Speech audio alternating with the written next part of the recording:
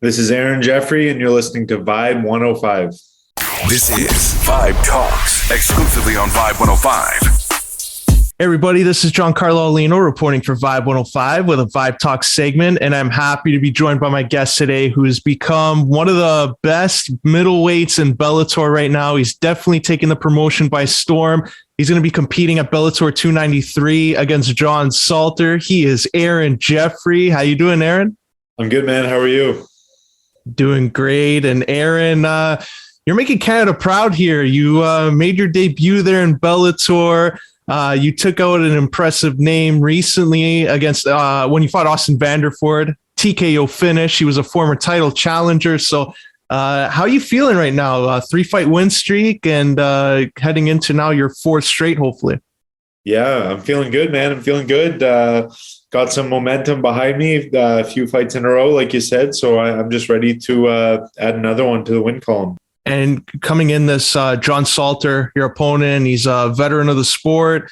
He's on a little bit of a losing skid, but it was against the former champion, now the current champion, Johnny Eblen. So how are you approaching this fight, and what are you expecting out of John Salter? Yeah, he's a tough guy, man. Like you said, he's a veteran of the sport. He's got a lot of fights. He's got a solid resume. He's got a lot of big name guys on there. He is on a losing streak, but again, they're two of the top guys in the division, right? So nothing to be ashamed of for sure. I think he is getting a little bit older. He might be kind of on his way out. So I'm just kind of looking to push him out the door a little bit more. And coming into this fight, you're splitting time there, it seems, from Niagara and then Kill Cliff. So what's the training been like ahead of this fight? Yeah, it's been really good, man. It's been a solid camp. It's been a long camp. Like, we got word of this fight, I don't know, 3 or 4 months ago. So it's been a long camp for sure, but it's been good. No injuries, bumps and bruises and stuff, but I'm feeling good right now.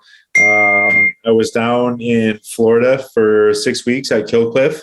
Got a lot of good work in there with like so many high level guys, right? Like, we got Bellator guys, PFL, UFC guys. Like, the roster is crazy at that gym. So it's nice to go down there, get a lot of hard rounds. Then I come back here with like 4 weeks left, and I kind of clean things up with my coaches here, get a bit more specific, more focus on me, and just stay sharp. And you mentioned your training there. Like, what's a typical timeline that you prefer as a fighter to have in terms of a training camp? Is it that 4 to 6 weeks? Do you prefer longer? Like, when do you think you get the best out of yourself? I don't really do like in camp and out of camp like a lot of guys do. I'm in the gym year round, like twice a day, most days throughout the whole year. So I don't need a long camp. I mean, like somewhere in between the last camp, which was 8 days, and this camp, which was like 4 months, I'd say like 6 weeks is probably perfect for me, because it's enough time to like sharpen things up and be specific.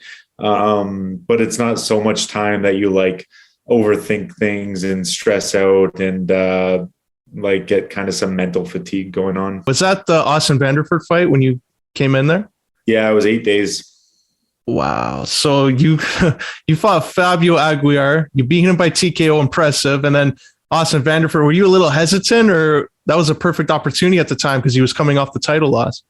Dude, not at all. It's funny how it worked out, because when I heard that he was fighting, the dude that he was fighting is actually under the same management as me. So I messaged my management. I said, hey, when this guy, if this guy drops out, I want this fight, put me in. And they called me like 8 or 9 days out from the fight, and they're like, hey man, were you serious about that? And I was like, yeah. And they're like, well, the guy's out, so we can put your name in. And I was like, let's fucking go. Let's do it. Next man up. You took care of business there, and it was impressive. So like, what's a mindset when you take a fight like that on short notice? Are you going into it like, okay, maybe best things comes in, I have a good performance, even if I take a loss? Or is there even more heightened anxiety going into it because it's so short notice that you got that? No, like I said, with a long camp, sometimes you just have too much time to think about shit. Like, you start to stress out, you start to think of too many scenarios, mental fatigue. Like, you think about a certain guy and a date and a place for like months. So it gets exhausting. So Again, like I don't do in camp and out of camp. So like I'm always in shape. So for me, 8 days was sick. I didn't have to worry about anything. Pretty much got the fight and then started booking flights. And next thing I know, it was fight week. It was cool. That's awesome. And also being in training, like going to Kill Cliff, I'm sure the weather is amazing. And you come over off the plane in Toronto, snowstorm after snowstorm, and minus 14 wind chill some days. So how did your body adjust to that? And what was the physical toll it may have taken on you? I mean, I'm used to it at this point. I've been living here for 30 years now, so I'm used to the cold winters. But like I said, it's kind of the same thing with the training camp, man. When it's like middle of March and it's still like minus 14, it's just like mentally fatiguing. You're like, man, I'm just very ready for this to be over. Also, like weight cutting for middleweights, because there's that big jump from welterweight to middleweight and also to light heavyweight, you do see guys that maybe take a chance, cut more weight than maybe it's healthy. Like, is this a comfortable weight for you at 185? Oh yeah, it's easy. I used to fight at 170. I could probably still make it if I really wanted to. It wouldn't be fun, but I think I could do it. But no, 85 is easy, man. I don't even really have to diet that much. It's like it's an easy water cut away for me. Like I could make weight any weekend of the year, I think. Do you think it's also a mistake some fighters make? Like, we do hear stories of some guys cutting more than 30 pounds just to make the weight limit. Like, do you think they're best served fighting more than natural weight and not deplete their body and maybe a longer career after that? I think so, man. And I think we're starting to see a little bit more of it. Like, it used to be a thing back in the day. You'd always see guys like dropping weight classes if they were super successful or not successful, that would be the move for them. I'm going to go down to the next weight class. I'm going to go one lower. But I think it's more common now that you see guys moving up a weight class. Definitely. And just a couple of final questions here. Just looking at your Instagram, you have a giveaway. Can you give our listeners more information on that? Like, what can they do to get some of this merchandise? I actually giveaway is done now, but the merch is still for sale on my website. If you go to my my Instagram at AAJMMA, there's a Shopify link in my bio, and there's a bunch of merch there for sale, some mullet merch. And also one of them, have to mention this name there, Elias Theodorou, big figure in Canadian MMA, popular here in Toronto. Just personally, I've got a chance to meet with him one time. Great guy. You had a great friendship with him. Is there a story you can share, especially on radio here, that would be a PG of Elias Theodorou? Yeah, I mean, the one that sticks out now, just because it's like my last memory of him, was it was after my last Contender Series fight. He came down to Vegas to do some training. He was getting ready for a fight. I just had my fight and I lost. And he was like, I could tell he was like so heartbroken for me. He so badly wanted me to succeed.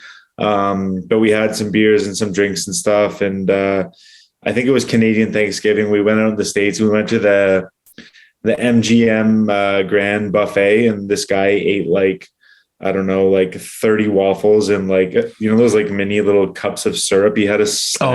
He must have eaten like 20 cups of syrup. But yeah, he was a great guy, man. Like you said, you only met him the one time, but you meet the guy once and you just know his energy. Like you know what kind of guy he was. He was awesome. He like brought energy into any room he was in. I echo that sentiments there. Like, met him that one time, you would think that he was treating me like we were friends from high school, just the way he greeted everyone, positive energy, like you said there. And before we wrap up here and let you go, how can our listeners and viewers here at Vibe 105 stay up to date with everything you're doing and follow you on social media? Yeah, everywhere. I'm at AAJ MMA. Perfect. Short and sweet there. I like it. That's Aaron Jeffery. I appreciate you sharing your time and coming on here. And I wish you all the best of luck in your fight there against John Salter at Bellator 293. Thanks, man. Appreciate it. VIBEtalks exclusively on Vibe 105.